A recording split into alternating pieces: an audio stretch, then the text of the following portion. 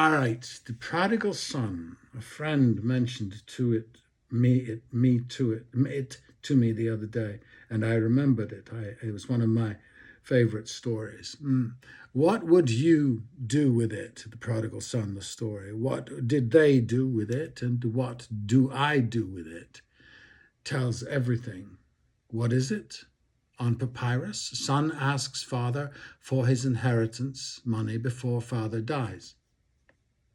Father gives it to him, the boy leaves home longer than normal, goes far away to a distant land. This is such fun. Boy burns through money in dissipation, unspecific, but back then that'd be gambling and drinking and or whoring, maybe camel racing, but all things disapproved of by father in father's house.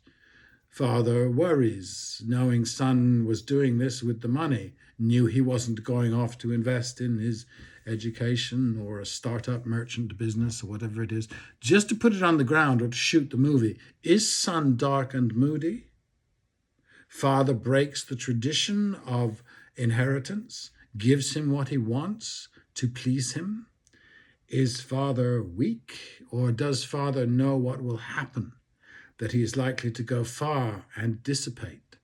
I choose a good dad or a naive one in my story. There is a drought. I think the young man becomes destitute. He's wasted his money, no money, so bad he eventually works as a pig feeder, which is unclean.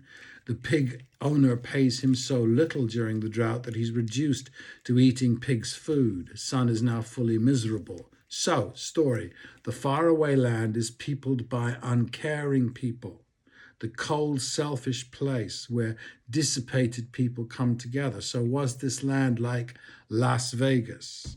Or are all distant lands full of uncaring people? Foreign, is this the story? Or New York, if you are from Kansas? Boy decides to go home. He does. And when he gets home, he asks for a job at a minimum wage, not to be treated specially, to work his way up from servanthood, I suppose, in some sort of penance. Father says no, no, and welcomes him back as his son, forgives his behaviors, and starts again.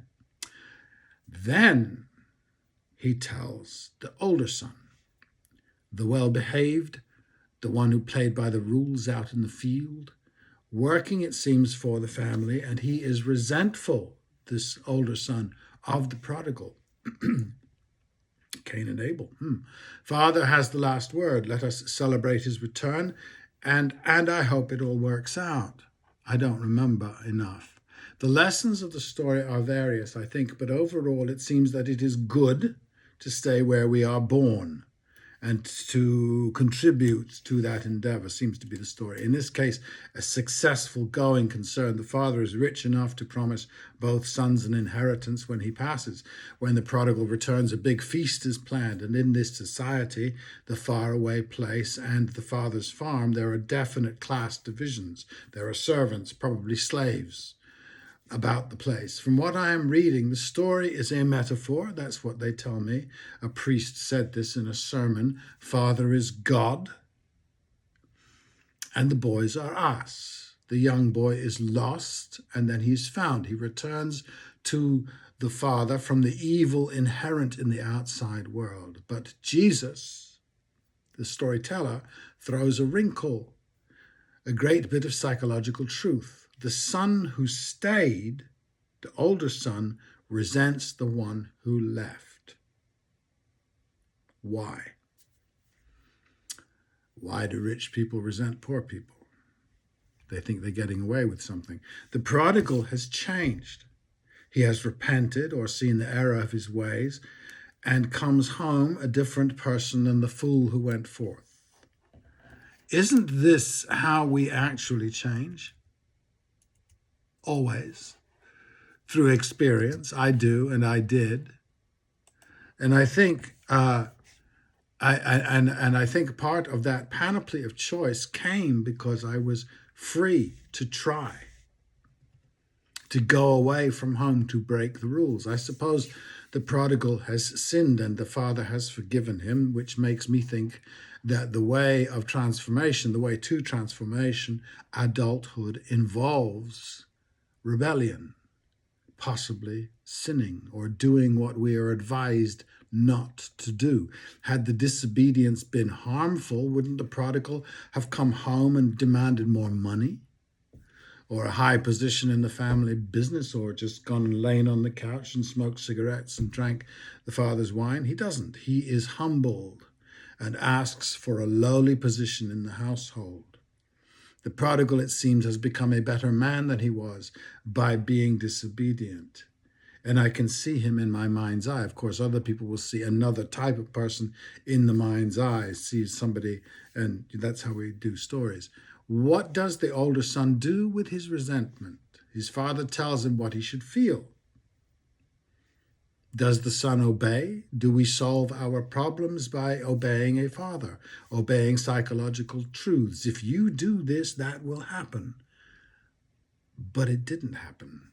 I feel a push in this story as a prodigal myself who has been resented, not by my siblings, or maybe, I don't think, but by my parents, families, uncles, aunts, etc., as irresponsible and reckless. My aunt told my father she didn't know why I was so profligate, and I asked him to tell her. At the time I was playing Macbeth, and had just very effectively, apparently, and had just played Faustus, and was looking at a future of doing the same, that I played both very well, they tell me. So no, I would not be coming home humbled.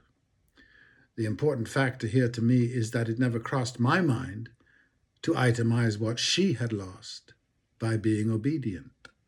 She had stayed in the fields of her father. Literally, she became a doctor like he had been. So had my father and their brother. The push comes here. The story, if one were to reenact it, the prodigal son, I mean, would need some sort of psychological truth, which the original interpretation does not allow. The original is about the all-powerful father forgiving or instructing his eternal children. I suppose the epilogue is that the boys have sons and pass on the lessons they were told, not the lessons they had learnt. They remain, therefore, forever children, obedient, and in obedience, they are told there is happiness. The prodigal returns and all is well. What would the story be had he been me? I went to a faraway land and I contributed to the new community, which was not full of evil people. I worked on that farm. I did, it should be told, remain myself, not a son of my father, by myself alone. This one I found in the wilderness, far from home. My aunt was impervious to this story, to what really happened with me, because she had not done what I did. She had done great works. I know this, I was told and I heard, but she never got over her resentment. And here is, I think, the core of my rejection of organized religion for myself. There is a lot of struggle in either story, the profligate and the obedient. And I hope the one you choose works for you. You see, when I saw, in my mind's eye, when I saw the boy returning, who had wasted all his money, we don't know, he might have been trying to write a symphony while he was away in the evil land. But it is the presumption of if you leave home, you will be drawn into that which is evil. If you remain at home, you will remain part of this family. And I think that this is a retardation of the human being. That's how it appears. That's how it comes to me, and I think it creates all kinds of darknesses and frustrations in the individual, because they have lived. They are prescribed a life of obedience to an authority. Which isn't to say that I misbehave or that the prodigal son misbehaves. Quite the contrary. He becomes a better person because of his adventure.